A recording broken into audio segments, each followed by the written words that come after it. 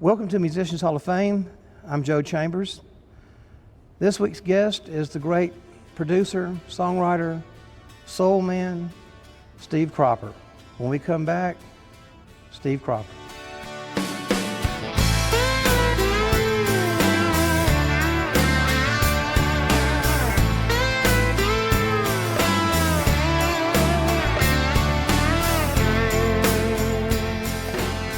So Steve Cropper. Yes, sir. Thank you for being here. Glad to be here. This is one of our first Musicians Hall of Fame Backstage It's going to be a good one. shows. Well, I will. This will be a great one, I'm Well, I sure. don't know about this one, but No, the show will be a good one. I'm sure it will be. So, one of the things that we want to do here is to gear the show toward musicians as well as the general public. So, I'm going to mix it up a little this time, and I'm going to start for the musicians that may be watching and that have the opportunity, haven't had the opportunity to talk to you. They always want to know about your gear. How did you, why did you pick this? Why did you do that? And hopefully we'll answer some questions that have been on other people's mind for a while. So, Okay, well, what kind of guitar? Why did best place I can start, I get asked all the time, why a Telecaster? Mm-hmm. So I will tell you why a Telecaster, or tell them why a Telecaster. Because if you use any other brand, it's fine. When you hit a 6-string chord, they all get together. It's not like a piano, and you get a lot of distortion and harmonic distortion as well. You get a lot of. So the engineers love the cleanness of a Telecaster. So when I started out, I was using an Esquire, which is really just a single pickup. Telecaster is all it is. If you take the pickguard off, there's the second hole already milled under the pickguard. What they didn't do is mill the pickguard to leave a hole. Did you intentionally get the Esquire, or was it just what was available? No, it was something I could afford at the time. So it was a cheaper Telecaster at the time, right? Yeah, an Esquire was, because it had one pickup, I guess. Right. But a lot of people prefer that particular pickup. But so when did you jump to a Tele, to a two-pickup Tele? Well, I guess I wore the other one out a little bit, and I just kind of retired it and went to a Telecaster and two pickup. And I always, for me, on sessions, I always played with both pickups. So a combination of the two. So I put the switch in the middle position. So you killed the buzz. So you got a little kill the buzz, basically. And warmed up the little bright pickup, because a Tele with two pickups is a little brighter. An Esquire is not, it's more full-rounded, full-bodied, let's put it that way. And but a Telecaster, if you just use that back pickup, it's real bright. And I think that's what a lot of musicians run into today, because they want a vintage Telecaster. That can get pretty expensive. Then they got to spend some more money to get foot switches to make it sound right. So how did you use your tone? Well, I just had the tone and the volume wide open on the guitar. You never played front pickup or back pickup, always Just the two, blended. except the one I'm playing now. On the early Teles, they had 3 saddles. They weren't individual saddles. Did you ever run into problems getting it into You just kind of learn to deal with it. And I think a lot of it I don't think any of us played in tune, because we didn't have tuners back in those days. You went by ear. So you would usually tune to the piano, which hadn't been tuned in a long time. So usually it'd drop down. And what kind of amp did you use? Well, I started out with some of the hits, like Green Onions and so forth, on a little Fender Harvard amp, little Tweed. Yeah. And had a tone and a volume control and 2 inputs. We used that amp in high school. It came with a guitar that my dad bought me. And I bought it used, and the guy sold the amp with it. And we didn't really have any use for it, because I wasn't doing sessions those days. We used it for a PA system. Mm-hmm.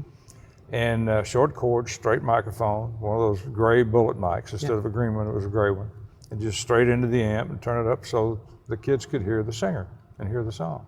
They could always hear the band, but they couldn't always hear the singer, because there wasn't any PAs in those days. People are going to want to know this too. I know, but what happened with the Esquire and with the Telecaster? Well, they're gone. All of them are gone. I had 2 Teles and 1 Esquire. And I don't have many more. What happened to you told me a story about The one that had kind of gotten painted purple, or to Yeah, that one, that was the old Esquire, and I had stripped it down, real easy to do, and went down to Western Auto in those days. That's sort of like going to Ace Hardware. And they had a spray paint called Candy Apple Red. And I went, wow, that's what I want to do. What I didn't do was prime the guitar. So it turned out purple instead of red. Which is kind of cool. Sort of grape colored. Yeah.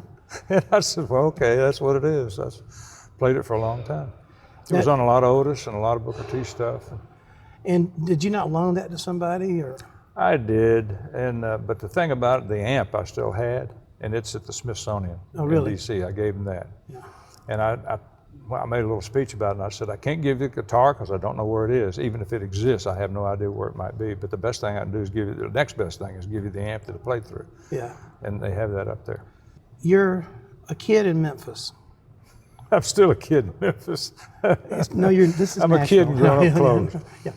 So, you love music. You're in high school or whatever. How in the world did it happen? In it being Stax, Booker T, and the MGs, the whole. How did if you could just try to go back in time and say, the day before you met Booker or Duck or whatever, what got you into? Yeah, Duck I knew. I knew him since the 6th grade. I happened to be at the house one night when they were talking about a studio, and so I wasn't there when Jim Stewart went to his sister, Estelle Axton, and said, I've got an opportunity to buy this piece of property, or rent it, or whatever the deal is, but I don't have the money. You're gonna have to lend me the money. And she said, well, Jim, I don't have the money. But if you let me have a record shop up front, I'll mortgage my house and get the money to do it. And so that's what they did. And originally it was Satellite Records. So historically, they got a letter from some lawyer's office somewhere who somebody had a Satellite record. Mm-hmm. And so their lawyer sent a letter saying cease, desist, basically. And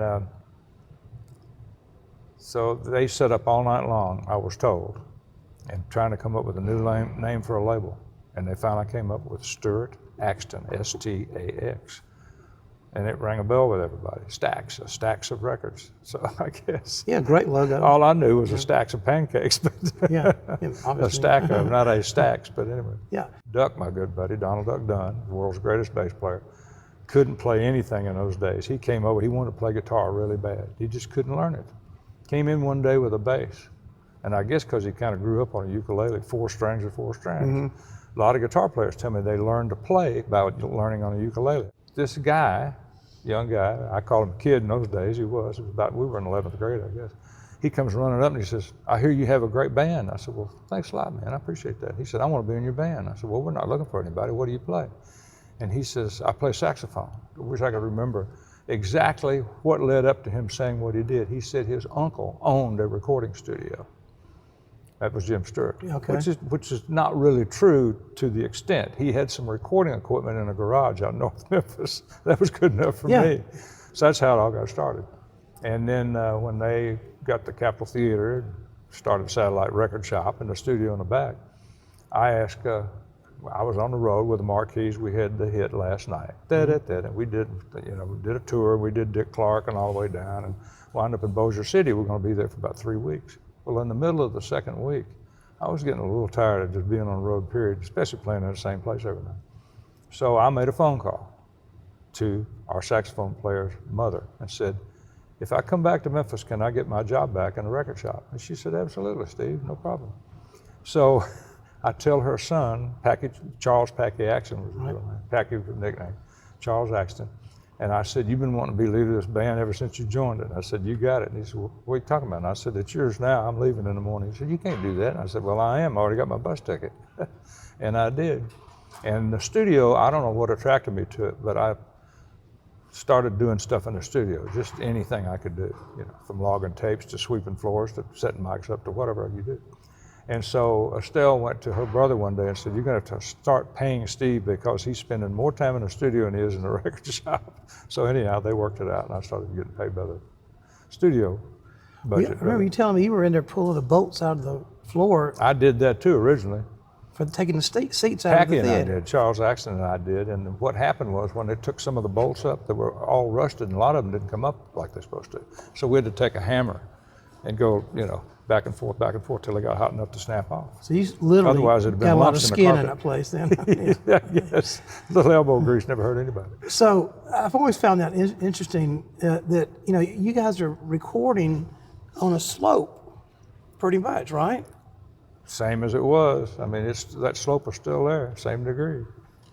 Was that not a little weird to be kind of standing like this? Or Well, after a bit, you don't do you that. didn't notice it? No, you don't think about But it. the drums were sitting on the flat part right in front of what used to be Yeah, the well, screen. we built a platform for the drums. Yeah. We called them a drum nailed them riser in on. those days, but Yeah. it was open, it wasn't enclosed. Right, yeah. It wasn't like a drum booth, it was just a drum riser. Right. Green Onions, you guys are jamming around the studio. Would you tell that story? Well, I can. And Jim had asked the band, which was just a house band, that's all they were. They weren't Booker T and EMGs yet. And we were just a house band, and we're waiting on the singer that he asked us to come in on a Sunday. But we never worked on a Sunday. But we decided we'd do it. We said, okay, we'll do it, whatever you need. And also at Stax, I don't remember us ever cutting demos. That would have been a demo day, I guess. And I thought, and so did everybody else, that the singer never showed up, but he did. He came into the record shop up front without coming back to the studio and met with Mrs. Axton. And this was a Sunday, and he worked, on Saturday nights, his big night. And he said, I don't think I can sing today. I'm so tired and whipped from last night. He said, I just can't do it. So he turned around and left. So while we're waiting, we're just jamming on a song. Just jamming like we do a filler on stage, to fill the time in. Just some old blues, and blues in the key of F. And so Jim Stewart was ready, had the machine ready and all that, and he heard what we were doing. He just reached over and hit the record button. We get through and we're laughing and going, hey, that was fun, And Jim gets on the talkback and says, hey guys, come up here and listen to this. We were just dumbfounded that he had recorded. You recorded that? Yeah. So we listened to it, and he said, if we decided to put something like this out, do you have anything you put on the B-side? We just looked at this and went, we don't have anything. What do you mean? We maybe could make up something. We don't have anything. And I got to thinking, I said, Booker, you played me a riff about 2 weeks ago you thought might be good for a vocal song. Do you remember what that was? He said, I'm not sure. Come down to the organ, let me play a couple of things and see if and he played Green Onions. And I said, that's it, that's the one. And we made 3 takes on it. And that was it, 3 takes? 3 takes is all we made. So it started off with Booker doing his intro, and then in the middle I did the intro that everybody knows now, the little ching. And so Jim Stewart, I remember him saying, Steve, you know that thing you're doing in the middle of the song? I go, yeah. He said, why don't you put that on the front as an intro? And when it comes time for the rest of it, just play a solo. Okay. So it was one time only. That was the take. That's 1962, right? Yeah. Hey, we'll be right back, just a second, okay?